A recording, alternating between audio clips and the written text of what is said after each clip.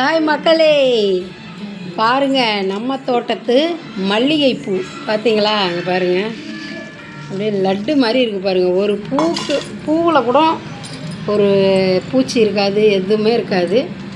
இந்த பூவில் வந்து 2 வகையான மல்லி இருக்குது பாருங்கள்.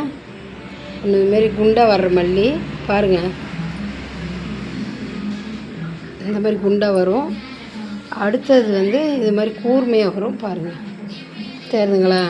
பூவெல்லாம் குறைஞ்சிடுச்சு நம்ம செடியில்.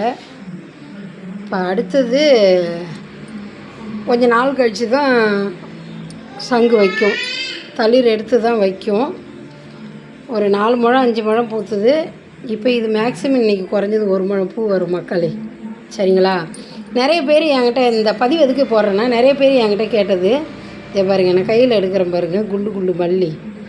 அக்கா இந்த பதியம் கிடைக்குமா அப்படின்னு இன்றைக்கி அந்த பூவை விருதாசலம் வச்சுட்டு போனேன். நிறைய பேர் என்கிட்ட கேட்டாங்க. கண்டிப்பாக கிடைக்குங்க. சரிங்களா? கண்டிப்பாக யாருக்காவது இந்த செடியோட பதியம் வேணும்னா கமெண்ட்ஸில் கமெண்ட் பண்ணுங்கள். கண்டிப்பாக எங்களுடைய நம்பர் தரேன், நான் பதியம் வச்சு உங்களுக்கு கொரியரில் கூட அனுப்புகிறேங்க. சரிங்களா? கண்டிப்பாக நான் இந்த மாதிரி பூ கட்டுறதுக்கு எனக்கு கலர் நூல் பிடிக்கணும் சொன்னேன். பாருங்கள், இன்றைக்கி நான் வாங்கிட்டு வந்த நூல் எல்லோ, க்ரீன், பிங்க் கலர். எனக்கு இந்த மாதிரி கலர் நூலில் கட்டி வச்சுக்கிறது ரொம்ப பிடிக்கும். சரிங்களா? இன்றைக்கி வந்து நான் எல்லோ கலர் எடுத்துருக்குறேன். எல்லோவில் தான் கட்ட போகிறேன் மக்களே.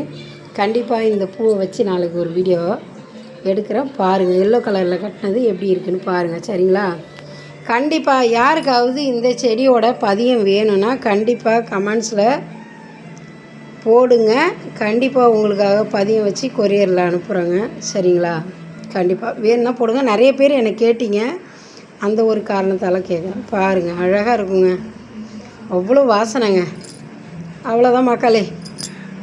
வீடியோ பிடிச்சிருந்தா மறக்காமல் ஒரு லைக் பண்ணுங்கள் மக்களே. லைக் பண்ணுங்கள். பாய்.